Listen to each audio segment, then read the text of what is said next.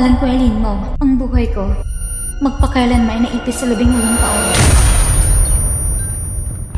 Ito ay mga bagay na mangyayari sa hinaharap.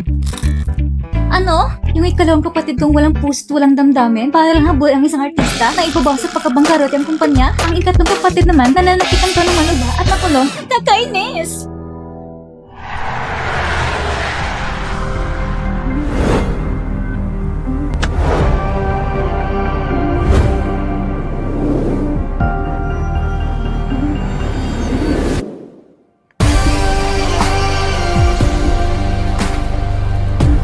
Magandang araw, Mr. Shen!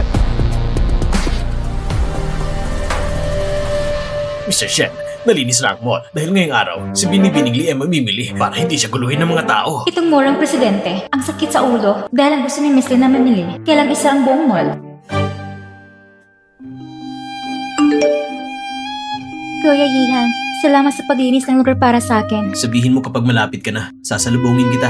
Mr. Shen, napanood ko ang pinakabagong pelikula ni Miss Lee. Sobrang ganda. Plano ko hikayatin lahat ng empleyado ng mall na manood din ito. Pwede din, ang kumpanya nang sasagot sa gastos. Salamat, Mr. Shen.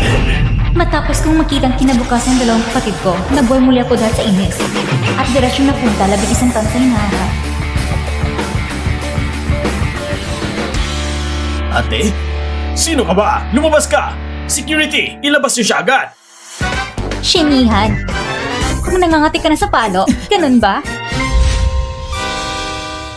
Kung nangangati ka na sa palo, ganun ba? Ikaw! Itong babae, para siya yung matagal ng pumalo ng kapatid ng presidente.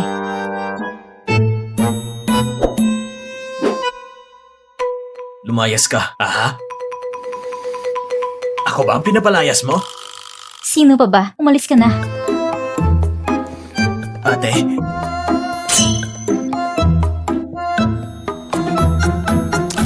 Gusto ko ng tubig. Nauuhaw na ako.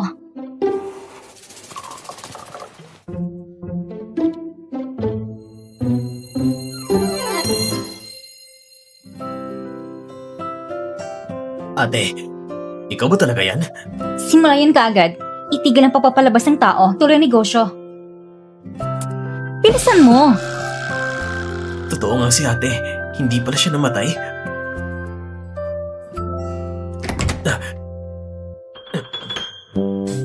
Tigil ang pagpapalabas ng mga tao, ituloy ang operasyon.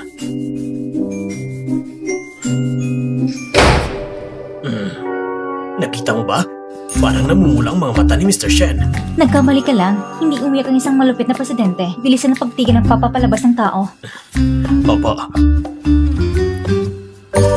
Ate, sabi mo galing ka sa nakaraan at naglakbay ka pabalik dito. Oo. Itong damit ko, ito pa yung suot ko noong araw na aksidente. Ngayon, 18 pa rin edad ko. Ito rin yung suot mo sa huling date niyo ni Gu Jingxuan.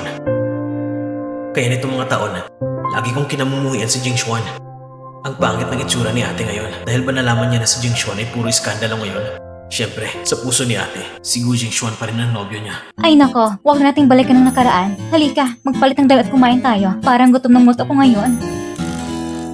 Ang salamin ko! Ay, huwag mo na intindihan yan.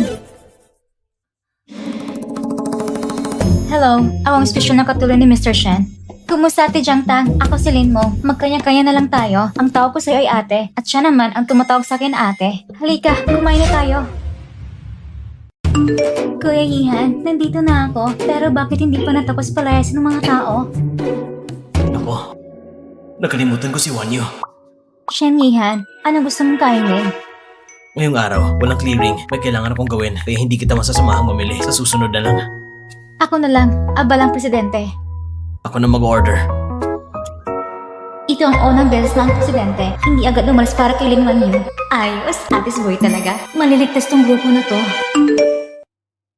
Ngayong araw, walang clearing. May kailangan akong gawin. Sa susunod na lang. Kanina pa nagmamesa si Yihan. Tinatanong kung dumating na ako. Bakit ngayon wala na siyang oras? Naayos ko ng lahat. Yung mga paparazzi kukunan ako. Kapag nakita ni Gu Jingxuan ang balita, sigurado magagalit siya at hihingin ng pagkakasundo.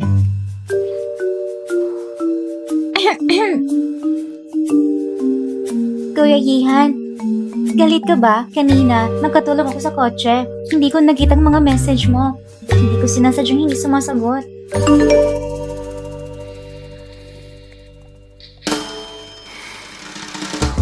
Sino ba yung kausap mo dyan? Wala lang. Lika, tikman mo to.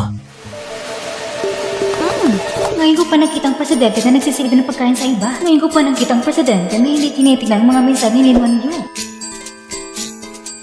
Nung tinitignan mo, may pagkain ba ako sa mukha ko? Anong gusto mong kainin? Kumuha ka na lang ng sarili mo. Opo, presidente.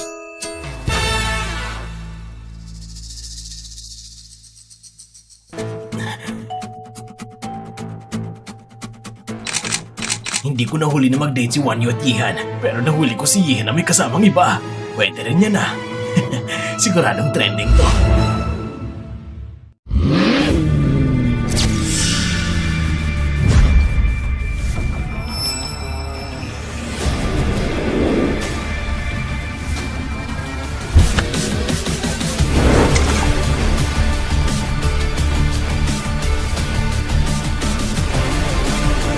Sino na mga artista ang kasama niya ngayon? Walang impormasyon. Hindi na kunan ng paparazzi ang harapan ng mukha. Pero sa side profile niya, mukhang maganda rin. Totoo bang siya to? Si boss pala ay marunong din magpakita ng ganong kasabik na tingin.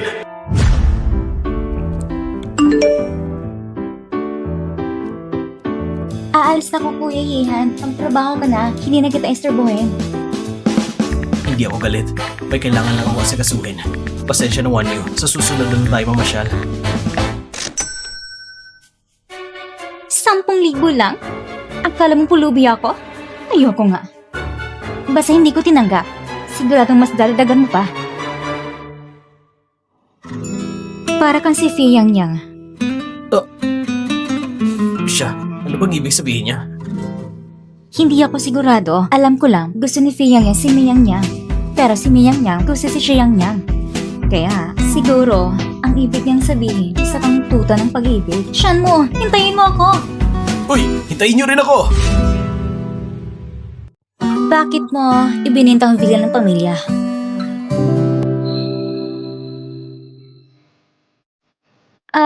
Presidente, sasagutin ko lang ang tawag. Nung umalis ka nun, inagaw ni Second Uncle ang kumpanya ng pamilya. Nang malapit ng mabankrupt, lumapit siya sa akin at pinamahala sa akin ang kumpanya. Pero nung ako nang humawak, saka ko lang nalaman na malaki palang pagkakautang ng kumpanya. Wala na talaga akong ibang magawa, kaya napilitin akong ibenta ang bahay kahit naibalik ko sa tamang landas ang grupo. Pero hindi ko rin sinasadyang mawala ang ikatlong kapatid. Hanggang ngayon, wala pa rin balita. Ate, patawarin mo ako. Ginawa mo ng lahat ng makakaya mo, kahit naibentang dati nating villa, pero maganda rin itong bago. At malaki din. Ang pagkawala ng katlong kapatid, hindi mo kasalanan, at saka ngayon nakabalik na ako. Siguradong mahal natin siya, okay? Ate, magpahinga ka na maaga. Kung may kulang pa, magpapabili ko kay Jiangtang. Magpahinga ka rin ng maaga.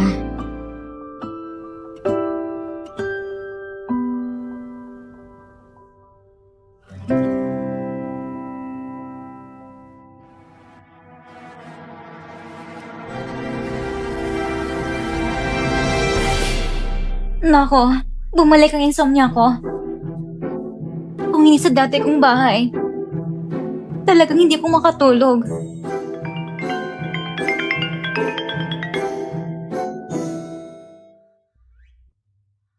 Ha? Ganitong kalalim ng gabi? Sino kayong tumatawag kay Buddha ng Beijing Circle? Hello? Hinahanap ko si Lin mo. Nandyan ba siya? Sino ka? At bakit mo siya hinahanap?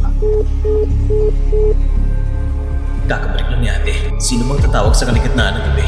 Hindi kaya si Gu Xichuan. Hindi lang babaero ang tao ito. Ginamit pa si Wanyo para sa hype ng CP nila. Hindi ko hayaang lapitan niya ulit si ate.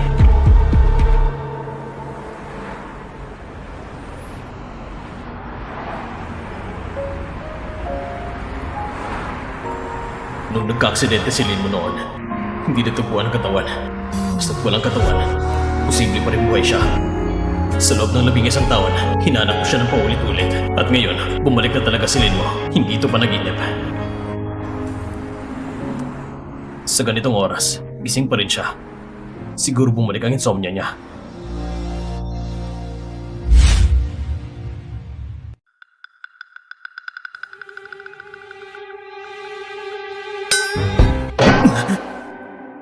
Ate, ano nangyayari sa eyebags mo?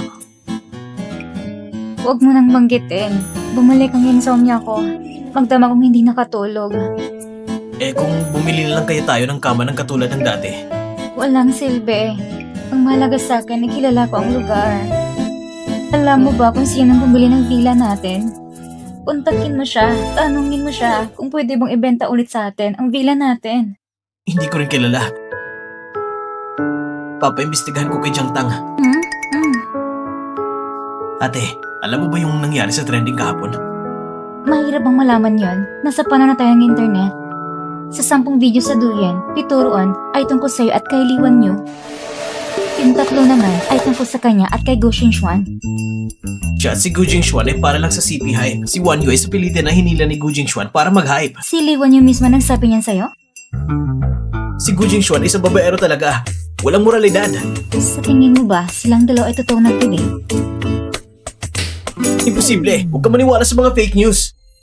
Ang ugali ng pangalang kapatid ko ay kapag naniniwala siya sa isang bagay, mahirap na siyang matinag. Ganito na lang, ngayong gabi, mag-book ka na isang restaurant at tiyayin mo siyang kumain, humingi ka ng tawad sa kanya. Talaga ba ate? Pumapayag ka na sa relasyon namin ni Wanyu? Hay nako, basta't hindi niya naaabala negosyo mo, wala kong dalan para tutulan. Binata ka na rin naman, at nararapat na makipagrelasyon ka na. Sige, pagsasabihin ko si Jiang Tang na kontakin siya. Pero hindi pwedeng si Li Wanyu yung girlfriend mo. Mukhang kailangan pang persona kumilos ang ate mo. Si Xiaomo ay nag-reserve ng restaurant ngayong gabi, yung kinainan natin kahapon. Ang oras ng pagpupula ng presidente kay Misty ay 7:30. Pupunta ka ba mamaya? Hindi na ate Jiang Tang. Sige. Oo nga pala. Nalaman ko na ang villa ninyo ay tinitira ngayon ng isang Siguan yan. Hindi ko na makalimutan matinding kalaban na yun. Alam ko na. Ate Jiang Tang, ang galing mo talaga. Ikaw lang talagang karapat dapat sumili ng sahod. Si Guanyan. Ganito na makagaling si Guanyan ngayon. Sa Rio Asia, siya ang may hawak ng pinakamalaking kumpanya ng pamumuhunan. At saka, nung nag-aaral pa kami, madalas niya nakukuha ang titulo ng una sa klase na dapat sa akin.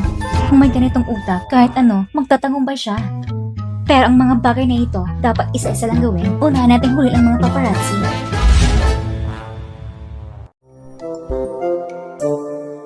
Kahapon si Shen Yihan ay tila may bagong kasintahan. Ngayon na may kasama si Li Wanyu. Nag-date sa parehong restaurant. Mukhang nagbalikan. Kung makukuhanan ko ito, tsak natitrending agad. Ay nako, panalo na naman. Ang tanda-tanda mo na, naninilip pa rin kung saan-saan. Ah? Umuso ka nga. Bigyan mo ko ng espasyo. Hindi pwede. Doon ka sa kabila. Ikaw, tinatawag ka rin ba ni Li Wanyu? Tinatawag ni Li Wanyu? Hindi! Ano bang klaseng ugali yan? Isang taong tumatawag ng 2 paparazzi. Magkano binayad niya sa'yo? 3,000. Oo. Ano? Oo. Magkano binigay niya sa'yo? Basta, mas malaki kaysa sa nakuha mo. Bakit? Hindi ba pwede? Sinabi ba ni Li Wanyu na wala akong kwenta? Basta ako. 10,000. 10,000? Ayan na. Dumating na siguro ang paparazzi. Dito sa gulong ito, makukuha pinakamaganda kong litrato. Mauna na ako.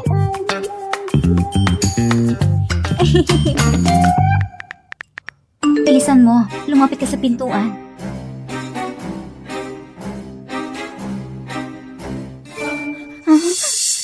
Sino ka? Isa ako sa mga paparazzi na binayaran mo. Ano bang ibig mong sabihin? 2 paparazzi yung tinawag mo? Binigyan mo ko ng 3,000, tapos sa kanya 10,000. Ano ang sinasabi mo? Ang assistant ko, hindi tumatawag ng 2 paparazzi. Hindi, nahuli na kita eh. Hindi mo pa rin inamin. Sige, sino yung babaeng paparazzi? Ha? Nasaan siya? Kuya Yihan.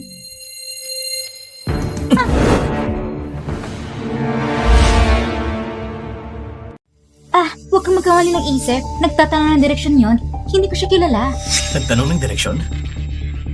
Kuya Yihan, inaamin ko. Ako talagang tumatawag ng paparazzi. Pero parang tumasa na sikatan ko. Para makuha ko ng mas magandang script sa inarap.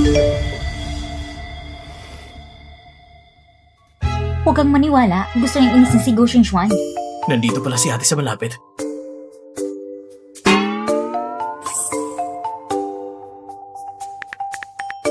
Hindi naman siguro gagawin ni ate yon.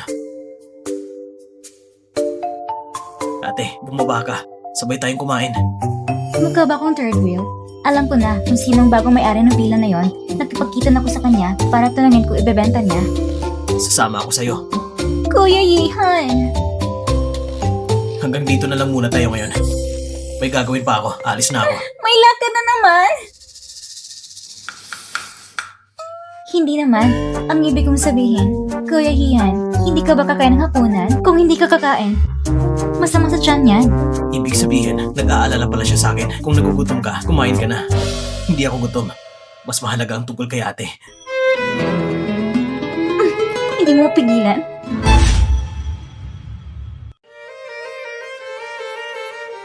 Diyos ko, ito ang pang 25 kasuotan. Ang mga suit na ito, may pagkakaiba ba talaga? Pati itong relo, pilak lang o ginto. Ano bang pinagkaiba? Halos pare-pareho ng lahat ng disenyo. Ito, ayos ba? Pwede na rin. Alam ko na. Sabi ng mayordoma kanina, ang espesyal na katulong ni Shanian, nagtatanong tungkol sa villa na ito kung sinong nakatira ngayon. Kung tama ang hula ko, darating na silin mo. Gawin mo ng sinabi ko. Sige po.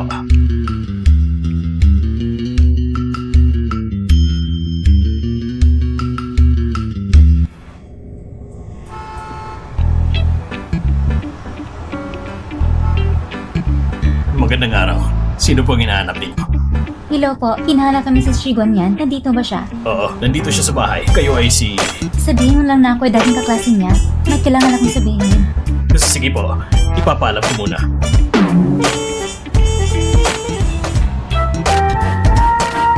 Ang arte naman ngayon ni Shiguan yan.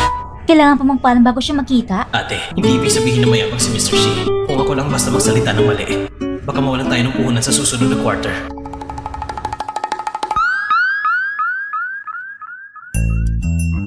Yung unang 25, hindi pa rin perpekto. Ito na lang.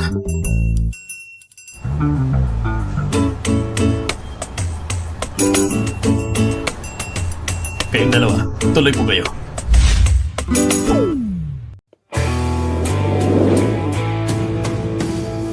Dating kaklase, kumusta? Mr. C, naaalala kita. Ang pangalan mo ay... Ikaw ay... Hindi ako ang kaklase mo. Ate ko ang kaklase mo. Ate? Parang walang pinagbago mo na nung 18 pa siya. Mukha lang siyang mas bata. Pero siya talagang ate ko. Hindi ko inakala ang mortal kong kaaway. Nakalimutan ako ng tuluyan. Pero normal lang din. Siyempre, labing isang taon lumipas. Kumusta? Ako si Mo. Siguro hindi mo na ako naaalala. Pero check na naalala mo ang college entrance exam noong 2014. Akong nanguna sa buong syudad. Ikaw ang pumangalawa. Ikaw talaga ate. Bakit ganyan ang mga sinasabi mo? Sino bang hindi makakaalala? Baka ito ang ilang pagkakataon na naging pangalawa si Mr. C sa buong buhay niya.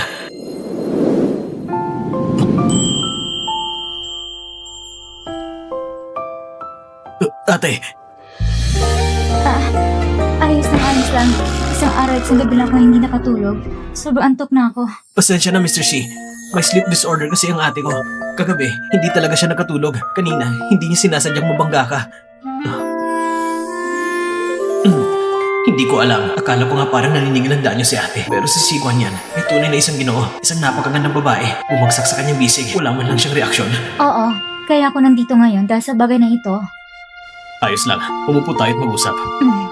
Maupo na po kayo. Itong set ng sofa, hindi mo pala itinapon? Nakikita ko kasi na nagagamit pa. Bakit? Kaya tamang gamit sa bahay, pareho pa rin tulad din dati. Medyo matipid kasi akong tao. Sige. Kaya ako nandito ngayon. Gusto kong bilhin muli ang villa na ito.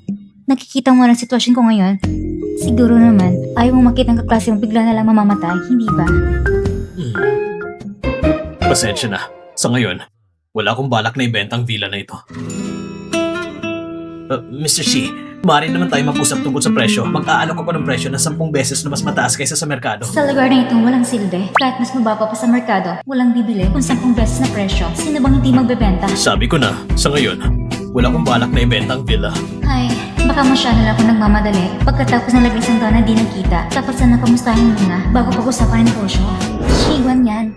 Hindi mo talaga naalala kung sino ako? Ako, na-aksidente sa sasakyan. Ngayon, bigla akong muling nabuhay. Hindi ka ba nagtataka kung paano nangyari yon? Mag-isip ka ng maigi. Paano ko nagkaroon ng ganitong masamang iniisip? Pwede na rin. Sobrang kalmado niya, ni hindi malang curious. Dahil naging kaklase kita dati, hindi na kita lulukuhin. Ako, galing ko sa labing isang taon na nakaraan. Naniniwala ka ba? Ganun na lang ang pagsabi na naglagba siya ng panahon. Kung ganun, sasabihin ko rin kay Jack na sobrang ingay. Maniniwala ka bang siya'y galing sa nakaraan? Naniniwala ko. Kaya naman, malalim na nararamdaman ko para sa bilang na ito. Sa mundo ko kasi, nung isang araw lang, dito pa ako nakatira. Kaya bilang dating kaklase, benta mo na sa akin. Pogi. Poging boss. Sa buong buhay ko, hindi ko pa nakita si ate na humihiling ng pabor ng ganito. Kung ganito siya makiusap sa akin, kahit buong buhay ko, ibibigay ko. Hindi pwede. Kung papayag akong ibenta ang bahay, wala na akong dahilan para makita siya sa susunod. Hindi na obra. Ate, ayusin mo naman ang imahe mo.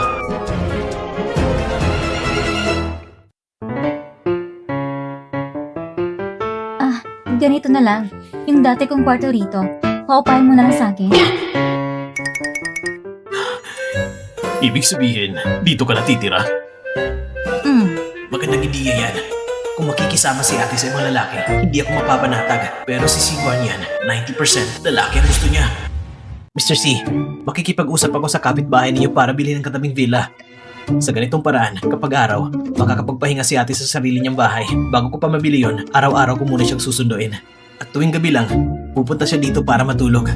Nangangako ko, hindi ko kayo gagambalain. Oo. Hindi rin kita istorbo sa normal mong buhay. Kahit gusto mong mag-uwi ng nobya, pwede mong sabihin na ako ang kasamahin niyo. Kung iistorbohin mo ang buhay ko, mas gugustuhin ko pa nga. Sige na nga. Hindi ba't may matinding pagkahilig sa kalinisan si boss? Ang mga katulong namin, nagre-renta ng sarili niyang tirahan sa labas. Ayos, tungkol sa upa ng kwarto, kayo lang ng kapatid ko ang mag-usap. Aakit muna ko para matulog. Boss, gusto mo bang sumama? Ihatid ko na lang siya sa guest room. Hindi na. Magtrabaho ka na lang. Total, mas sanay siya kaysa sa'yo. Mr. C, salamat sa pagpapaupa ng kwarto sa ate ko. Ang renta ay 100,000 kada buwan. Ayos ba sa inyo? Ikaw si Shed Yihan, hindi ba? Tungkol sa renta, huwag ka na mag-alala. Simula ngayon, ayusin mo na lang pagpapatakbo ng kumpanya mo. Mas maaasahan yun kaysa sa 10,000 renta. Tama po yung sinabi, Mr. C. Huwag kang pati ang mga chismis nito mga araw. Narinig na rin ni Mr. C. Sige na, kung wala nang iba, umuwi ka na. Mr. C, sa panahong ito, ang ate ko ay talagang ipinagkitiwala ko sa inyo. Baka kanina ay basta nyo na lang sinabi na naniniwala kayo. Pero ang ate ko, talagang naklagbay mula sa nakaraan. Talagang naniniwala ako. Wala siyang kahit anong pinagbago. Kahit ang hati sa buhok niya ay pareho pa rin ng araw. Sa mundong ito, lahat ng bagay ay posible. Oo nga pala, may isa pa akong hiling sa inyo. Bago maglakbay ang ate ko, kasama niya si Gu Jingxuan na ngayon ay sikat na bilang aktor. Magkasintahan sila noon. Kaya pakiusap, huwag na huwag kayong manood ng mga palabas niya. Sige, naiintindihan ko.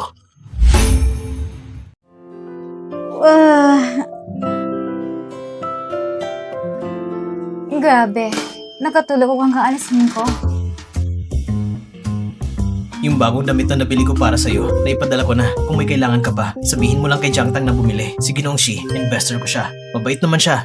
At hindi siya mahilig sa babae. Ate, hindi mo kailangan mag-alala na may masama siyang balak sa'yo. Grabe, malaking balita yan. Kaya pala, kapwa natumpuan ako sa kanya. Pero hindi mo lang niya ako inalayan. Si Siguan yan ay may gusto sa lalaki? Totoo ba yan? Sabihin mo.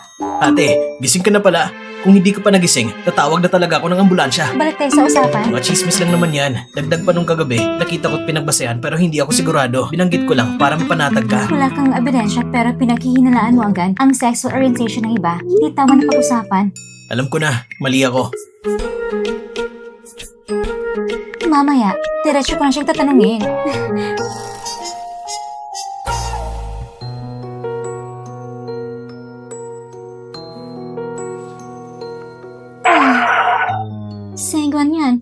Hindi ka ba pumasok sa trabaho ngayon?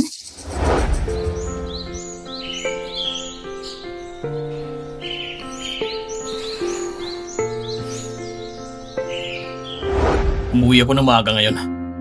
Aba, ang aga mo namang natapos. Oo nga pala. Shigon, Sigon yan. Ang gusto mo ba ay lalaki o babae? Ha? Ay nako, kung lalaki ang gusto mo, ayos lang naman. Bukas ang isip ko dyan. Kailangan ng mental preparation. Kung sakaling isang araw, pauwi ka ng malaking lalaki, hindi naman ako mabibigla. Ang gusto ko, babae. Babae? Mm. Bakit daw sabi nila, ang tagal mo lang walang karelasyon? Sabi nga nila, papunta ka na sa 30, matandang binata na.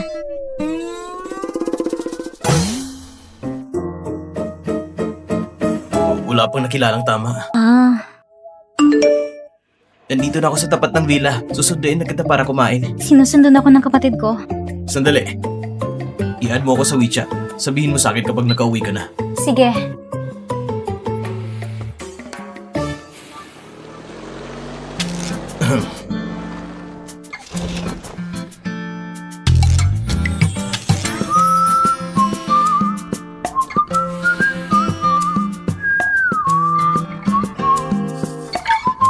Ang bango ng una ni Shanshan.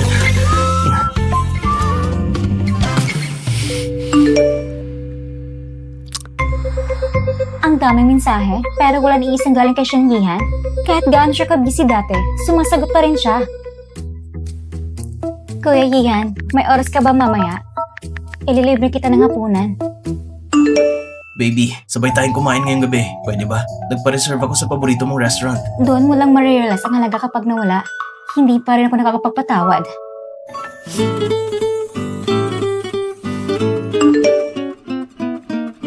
Hindi pwede ngayong gabi. Kasama ko ang ate ko sa dinner.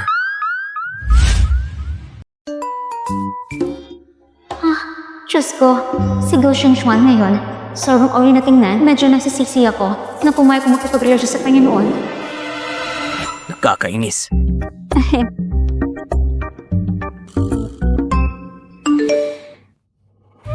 Wala naman yon. Pwede ko naman yan ng ate mo na kumain kasama natin. Si Wanyu at Gu Jingxuan ay pinalabas na may CP dati. Kahit peke lang, kung papuntahin si Wanyu, hindi ba't mas mai-excite ang ate ko? Wag na, sa susunod, ako na lang ang manlilibre sa'yo. Anong mas naman kung magkita? Kung tunay siyang kapatid niya, bakit hindi ko siya pwedeng makita? Kailangan ko siyang makilala mismo. Grabe. Nalasing ako sa bango ng barbecue na to. Ate, tinanong mo ba si Mr. C tungkol sa kasarian niya? Oo, sabi niya, babae ang gusto niya. Babae? Oo. Buong high society ng Jengbei, kung ilang babae nang umakyat sa kanya, pero wala siyang pakialam. Ay nako, baka wala pa siya nagkilalang bagay sa kanya. Ang ganitong klaseng big boss, siguradong mataas ang pamantayan sa pagpili ng mapapangasawa. Ate, anong tingin mo sa kanya? Anong ibig mo sabihin? Gusto mong ligawan ko siya? Tigilan mo na yung kabaliwan mo. Ate, bigyan mo naman ako ng konting dangal. Hindi naman ligawan agad. Pwede mo namang subukan kilalanin ng mga magagandang katangian niya. Wala akong oras. Ambal ako sa paghahanap sa kapatid natin. Matulog ka ng maaga. Bukas ng umaga, ipapasundo kita kay Jiang Tang. Sige, alam ko na. Sandali. Pag-isipan mo naman ang sinabi ko. Pwede mo namang subukan kilalanin ang magandang katangian ni Mr. C. Ikaw talagang buda ng Jeng. Ang gagal mo. Aalis na ako.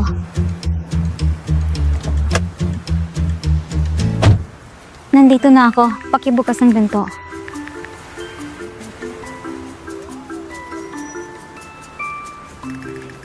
Tulog na yata. Tatawag lang ko ng voice message.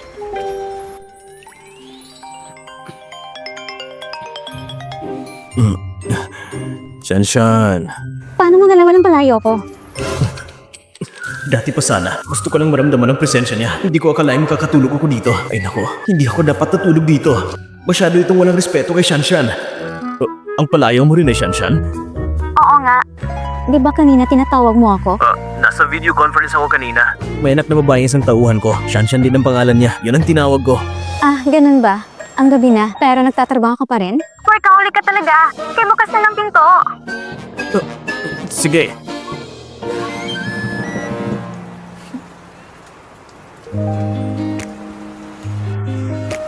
Pwede mong kayan mga meriendang ito ng libre. Huwag ka nang mahiya sa akin.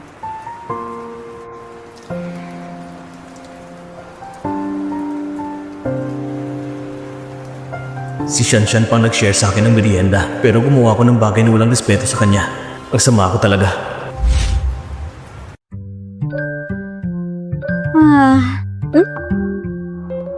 Anong kilabat ng kumot na ito? Ang ganda ng init na binigay. Xiaomo, yung pinapasuri mo sa akin, yung kapatid ni Go Jingxuan ay si Go Jingzhu. Nasa first high school siya. Jiang Tan, ang galing mo.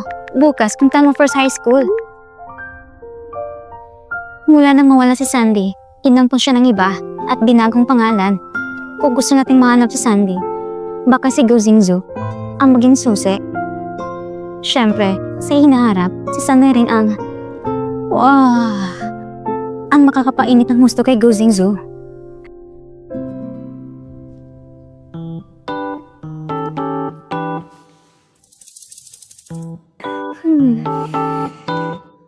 Ang aga mo naman ng luto, Mr. C. Kahapon, maniluto sa buwan ng manok si Butler. Bala kong gawin chicken noodle soup. Ikaw mismong nagising ng alas 5 at ikaw ang nagpakulo niyan. Ha? Ikaw pa mismo nagluto? Wala ba kayong chef dito sa bahay? May lakad ang chef ngayon. Ganun ba? Anong lakad naman? Pinilit mo lang namang magpahinga siya ng isang buong umaga. Tumawag pa nga sa akin yung chef. Umiiyak at nagpapanik. Akala niya natanggal na siya sa trabaho. Biling nangungupahan sa'yo. Pwede rin ba akong magkakaroon ng mangkok ng supos na may pansit? Siyempre naman. Ate Jiang Tang, pinapadala ni Boss siya ng almusal para sa'yo. Kumain na ako. Sasabi mo si Mr. Shi kumain? Oo, si Gawan yan, mismo ang nagluto. Ang sarap-sarap pa. Kung nalaman naman kaklase ninyo dati sa First High, ang Campus Flower at ang Campus Girls na mortal na magkaaway, ngayon nakatira sa isang villa, at ang Campus Girls pa nagluluto ng almusal para sa Campus Flower, siguradong mabibigla sila. Ate Jiang Tang, alam mo pa lang tungkol sa akin at kay Mr. C? Oo naman. Noon ay pare kayong mga alamat. Ngayon siya na lang, hindi na ako. Xiaomo, balang araw, magiging alamat ka rin. Sa katunayan, ang paglalakbay mo mula laga isang taon na nakakalipas ay sapat ng alamat.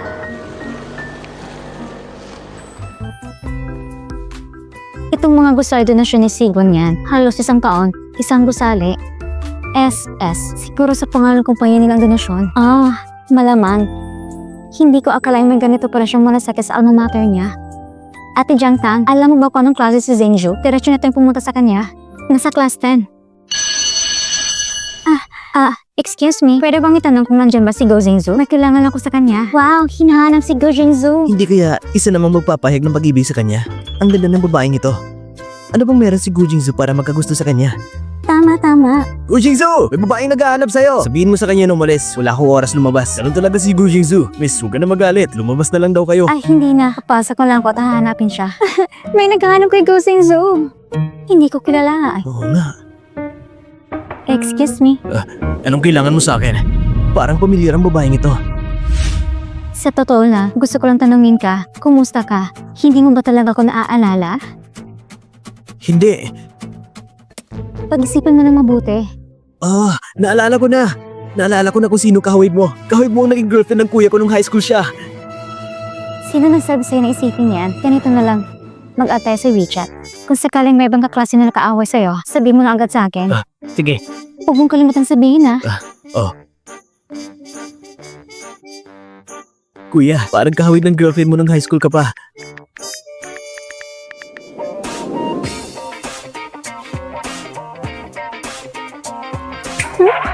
Hi, miss. Anong school ka? Gusto mo bang mag-add sa WeChat? Ako si Zhang Shu. Ngayon ba kahit may mga simpleng tara na, hindi pa nahihiya? Hindi ako simp. Isa kong mandirigma ng tunay na pag-ibig. Ay, pwede kitang tulungan bantayan si Gu Jingzhu. Tignan kung may nakakaaway siya. Pwede. Sige, i-add mo ko sa WeChat.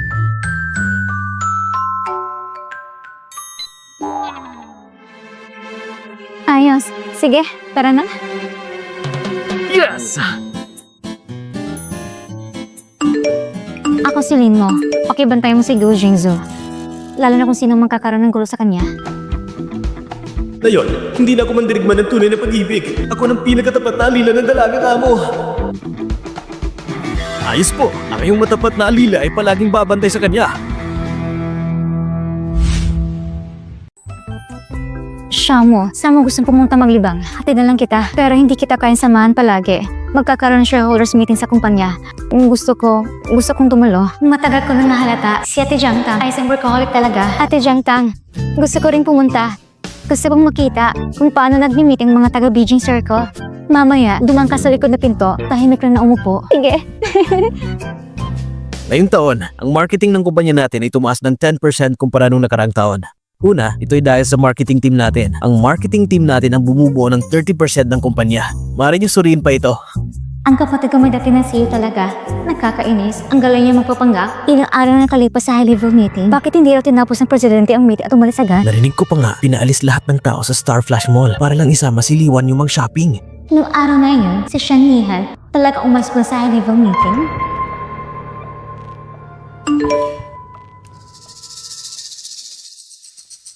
Siguradong si Liwan yun na naman ang nagpadala ng mensahe sa presidente. Ay nako, chismis lang naman ito. Pero narinig ko, ilang senior ng kumpanya ay naghahanda na lumipat sa iba. Ang dami kasing intriga tungkol sa presidente ngayon at ang financial report ng nakaraang quarter, sobrang pangit. Baka umalis ulit si President Shen. Binilina na rin ako ni Mr. C. Hindi na dapat ako maglabas ng mga skandal. Kung hindi, magkakaproblema ang kumpanya. Saan pa kukunin ng pera para kay ate? Si Wan Yu, kailanman hindi pa siya nagpadala ng voicemail sa akin. Siguradong emergency ito ngayon. Anong nangyari? Kuya Yihan, nabagang ko ng kotse. Ang sakit. Nasaan ka? Pupuntahan kita. Halika, punta ka rito. Halika na. Dahan-dahan lang. Pwede ko mamadagat sa pinakamabagal na takbo. Sige na, bilisan mo.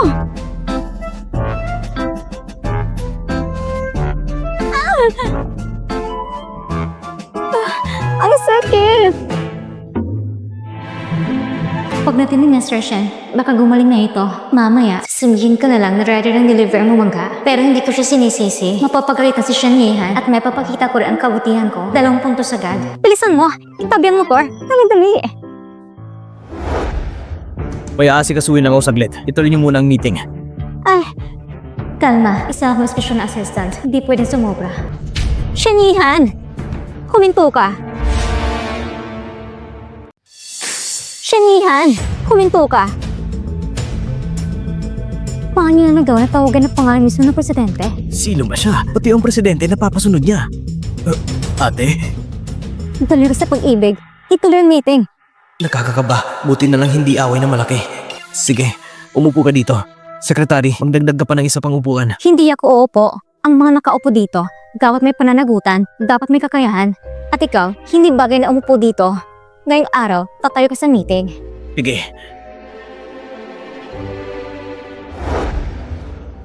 Ha? Ang babae ito? Nagkaroon pa ng lakas sa lukurin ng rosaryo ng presidente ng Beijing. Si Shomo, ginawa po niya ito sa harap ng lahat ng empleyado. Kahit siyang ate, magagalit pa rin siguro si Mr. Shen. Magandang araw, ako si Rinmo. Akong kapatid na babae ng presidente ninyo. Maraming salamat sa inyong lahat at sa mga taon ninyong pagsusumika para sa kumpanya. At sana, mapatawad niyong mga pagkakamali niya kamakailan. Ako naman, bilang pasasalamat, magbibigyan ng 2 milyong bonus para sa lahat ng empleyado. Ha? 2 milyon? Kung sakali magpadalas-dalas siya ulit, maaari niyo kong tawagan kahit kailan. Ako ang papaparusa sa kanya. Sige! Galing! Ate, idol talaga kita. Kaya pala nung namatay si na mama at papa, na kaya ng 14 na taong gulang kong ate na alagaan ng kumpanya, sabay niya pang inalagaan ako at ang bunso naming kapatid. Ngayon, mas matandaan ako sa kanya pero siya pa rin nag-aalaga para sa akin. Kung nabangga si Liwan Yu, ano pang magagawa ko? Hindi naman ako doktor. Tama nga pala. Ang perang ito ay manggagaling sa account ng inyong presidente. Ako?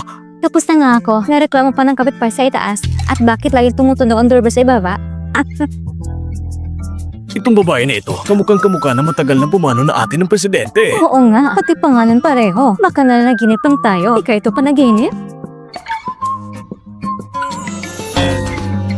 Hindi ako panaginip. Ano nangyari Ate Wanyo? Hindi ba darating si Shen Yihan? Anong gagawin natin? Iwan ko rin. Nawala na lang siya bigla at di na nagre-reply. Hindi naman siguro. Sayang naman, ganda pa naman pagkakataon. Sigurado ako, sino ba yun na may gawa? Kinuha ang cellphone niya at ang babaeng yun pang pumigil sa kanya na sagutin ako. Kaya hindi siya nakapunta. Sino? May iba ba siyang babae sa tabi niya? Hinala ko, siya yung dati na trending topic. Sabi niya, kapatid daw niya, hindi ako naniniwala. Mas mukha pa siyang kalaguyo. Sigurado mga akit na babae yun. Ang sama ni Shanihan, hindi mo rin man siya gusto. Kalimutan mo na lang. Si Mr. Gu, ang movie star, hindi ba araw-araw kang tinitext? At saka, lumapit ka naman kay Mr. Shen para inisin si Mr. Gu, hindi ba? Ngayon, matutupad ang plano. Anong kalimutan? Hindi ko siya kakalimutan. Si Yihan ay para sa akin. At yung mga akit na yun, gusto nga gawin siya. Hindi ko siya palalampasin. Pero hindi naman natin siya kilala. Sa oras na ito, sigurado na sa trabaho si Shen Yihan. Kung hindi siya pumunta dito, ibig sabihin, nasa kumpanya rin ng babae. Pumunta tayo ngayon sa kumpanya at hanapin siya. Sigurado mahanap natin. Ibigay mo sa akin yung bag. Hawakan mo.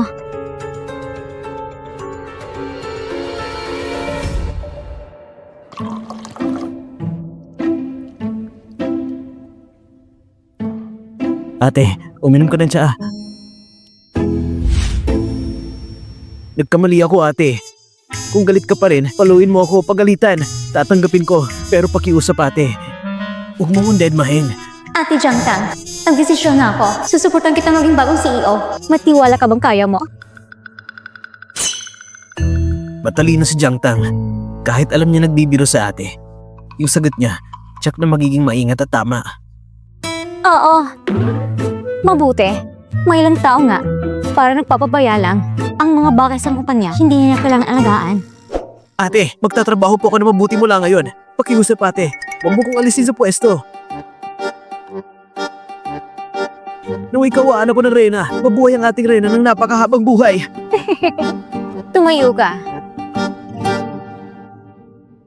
Ate, tikman mo itong tsaa. Ang bango.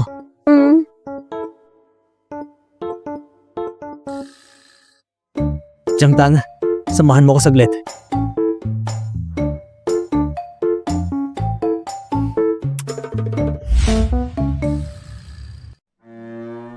Bakit ka kinakabahan? Kanina gusto mo pa maging presidente. Kasi, Hindi kita sinisisi. Hindi ko gusto ang taong walang ambisyon. Huwag kang mag-alala, ililipat kita sa sangay bilang presidente. totoo ba yung Mr. Shen? Kailan ba kita niloko? Pero, tulungan mo muna ako sa isang bagay. Anong bagay? Kunin mo ang bead sa mesa, dalhin mo sa akin. Hindi ko lang nasabi sa kanya. Natatakot ako mismo kukuha doon. Ate, may ilang tauhan pang naghihintay sa akin sa meeting room. Mauna na ako. Siya mo? Kukunin ko ng beads. Sige. Una kong intindihin. Ikaw palang pumayag kay Yen, napuntahan ako. Tama. At anong karapat naman ng buwan si Yen, napuntahan ako? Kabit ka lang naman, di ba? Anong sabi mo? Huwag ka nang panggap. Mas mabuti pa ikaw na umalis. Kung hindi ako magiging magalang sa'yo. Gusto ko rin malaman kung paano ka hindi magiging magalang sa akin. Alam mo ba kung sino ako? Alam mo yung kung ilan ang fans ko? Kung i-post kita sa internet, anong mangyayari sa'yo? Hindi ko na kailangan sabihin pa. Ibig mong sabihin, aatakin mo ako ng mga fans mo online?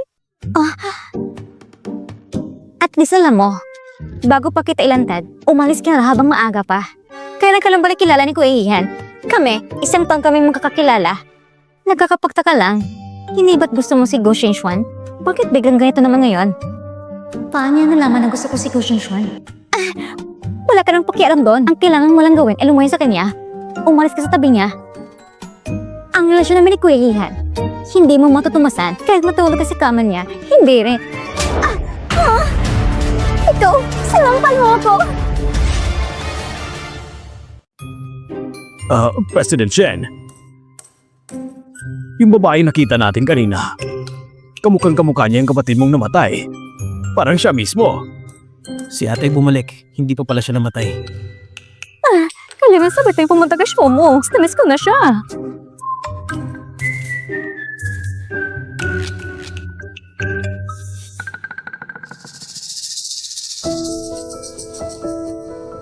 Ihan, sinampal niya ako.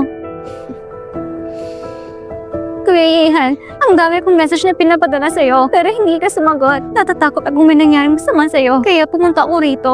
Tama po, President Shen, si Ate Wanyo. Kahit grabe pagkasagang sa 17 niya, hindi siya nagpunta sa ospital. Nagmadali siyang pumunta rito para hanapin ka. Hoy! Huwag kang mag-invento ng kwento! Hindi ko nasasabi na walang katuturan. Walang katuturan? Katong sugat sa tuhod. Kinamitan mo na ng make-up yan. Si Xiaomo, hindi kailan mananakit na walang dahilan. Siguradong sinisiraan mo siya. Kuya Ihan, kung natin nagsabing kasalanan ko, hindi kasalanan ko na lang. Talagang kasalanan mo. Bakit niyo pinoprotektahan ng ate ko? Akala niyo ba wala akong modo?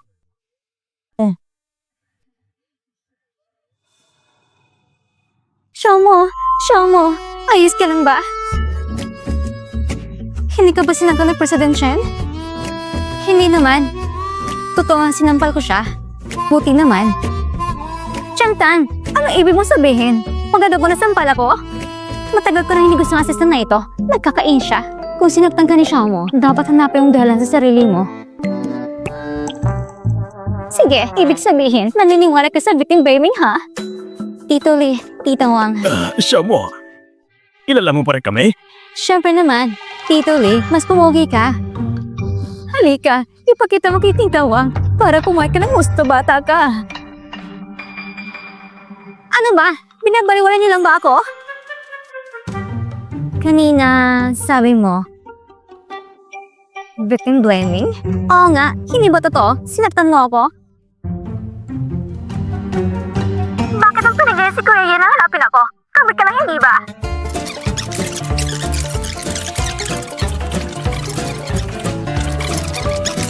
Kahit na nakatulog ka na sa kama niya. Ikaw, kita mo, sinisiraan mo siya. Kung hindi ka na babae, sinapak na kita ngayon. Huwag kang lumapit. Sabi ni Xiaomo na gusto mo si Gu Xinxuan. Hindi mo rin naman itinanggi. Kung gusto mo si Gu Xinxuan, bakit ba pag ginugulo sa Shanihan? Hindi ko akalain na ganito pala si Li Wanyo. Hindi lang marumi ang isip. Gusto pa mag two-timer. Sabihin mo, kung ipopost ko itong recording online, ano kayang mangyayari? Ano sa palagay mo? Wag. Nakikiusap ako. Huwag mong i-post. At huwag ka nang manlagit o gagal kay Xiaomo. Sige, bibigyan kita ng pagkakataong magsabi ng totoo.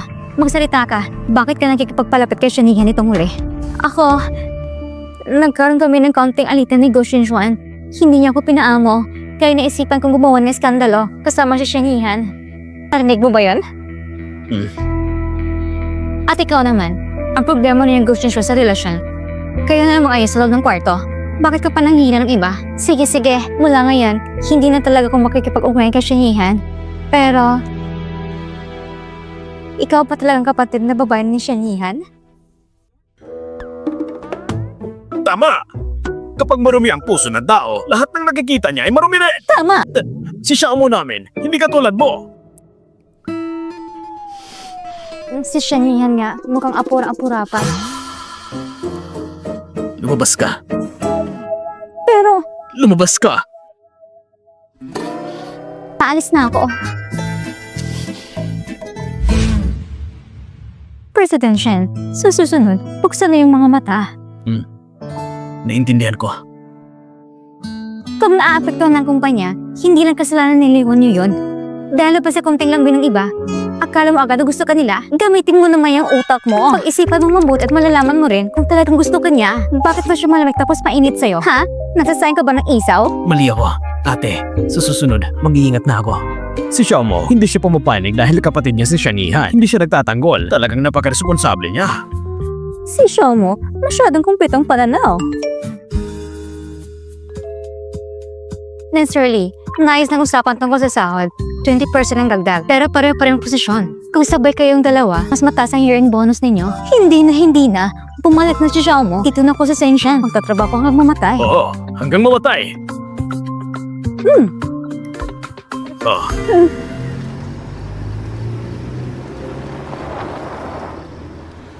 Ha? Ate, narinig ko kay Jiang Tang na pumunta ka raw sa First High para hanapin ang kapatid ni Gu Jingxuan. Huwag mo laging tawaging lutang sa pag-ibig. Si Gu Jingxuan, hindi rin naman siya matinong tao. Huwag mo na siyang mahalin. Ang daming bagay sa kumpanya na kailangang alayan ng pangalawang kapatid, kaya hindi ko muna sasabihin sa kanya ang tungkol sa tatlong kapatid. Sino nagsabi sa'yo na gusto ko si Gu Xinxuan? Hindi ko siya gusto, Sa mga ginagawa ko, May sarili akong dahilan. Huwag kang makialam.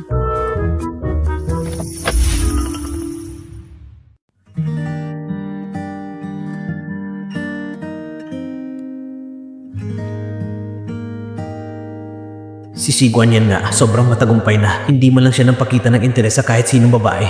Sa hinaharap, siya ang gagayahin ko. Kung malungkot ka, sabihin mo kay ate, isasama kita. Ikaw ang bala sa pera. Maglasing tayo ng todo.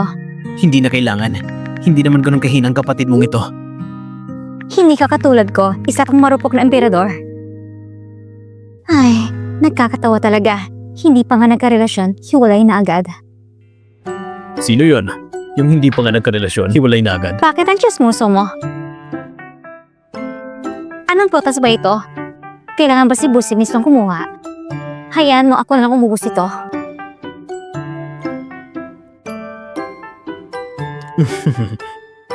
Ulat, ngayong araw, walang nakipag-away kay Gu Jingsu. Maraming salamat. Magpahinga ka ng maaga. Nagsusulat pa ako ng mga exam sheet.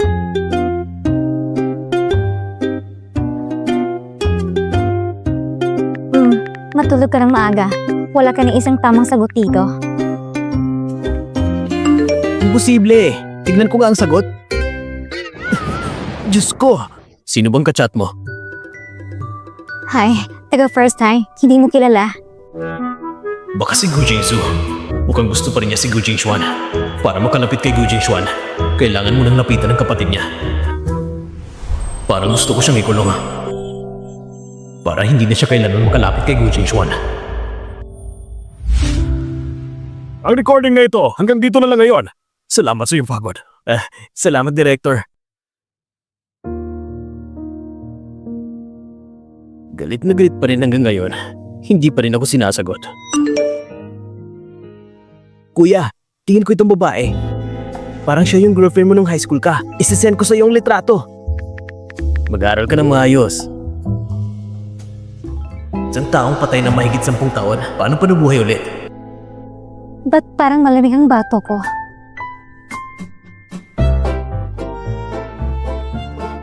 Kung hindi mo sinabi na wala akong tama ni Isa, hindi ko akalain na honor student ka pala. Bilib talaga ako sa'yo. Anong school mo nga ulit? Huwag kang makialam sa mga bagay ng lipunan. Opo, ngayong linggo, ang eskwela namin may laban sa basketball kontra Third High. Manunod ka ba? Sasali ba si Go Jinju? Oo, sasali siya. Kapag naglalaro ng basketball, madaling magkakaroon alitan ng mga lalaki. Kita tayo sa linggo.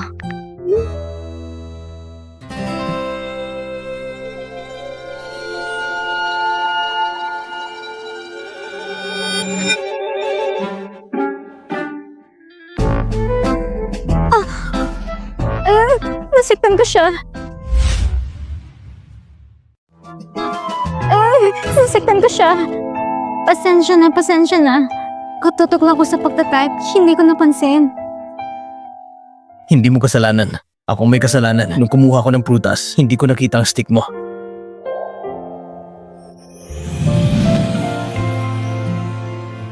Ikaw na nga nasaktan. Pero sinisisi mo pa rin sarili mo. Ikaw talaga, hindi ka talaga magagawa ng masama sa labas. Hinuwakan ako ni Shanshan sa kamay. Ang saya ko. Sa wakas, si Shanshan nakatuon sa akin ng atensyon. Ang saya-saya ko. Sa totoo lang, hindi rin naman ako madalas na inaapi. 29 na taong pula na lalaki, nagpupula na agad ang mukha kapag nahawakan ng kamay. Napaka-inosente niya. Kukunin ko walang panggamot.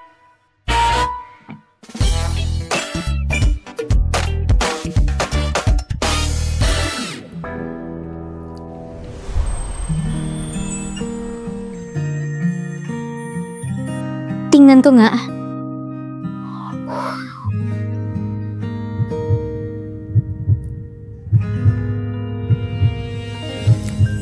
Ang kamay mo, huwag mo muna ibaba sa tubig. Baka ma-infeksyon. Naiintindihan mo? Oo. Itong si Shanshan mismo ang naggamot sa kamay ko. Pagkas sa masarap magluto si Sigwan niyan, may isa pa siyang magandang katangian. Napaka-stable ng emosyon niya. Sigal yan. Bakit ka nagluluto na naman ng almusal? Baka mabasa ng tubig ang kamay mo. Ito ay isang cup na inihanda ng katiwala. Kaunti lang ang niluto ko. Oo. Ako ang gumawa.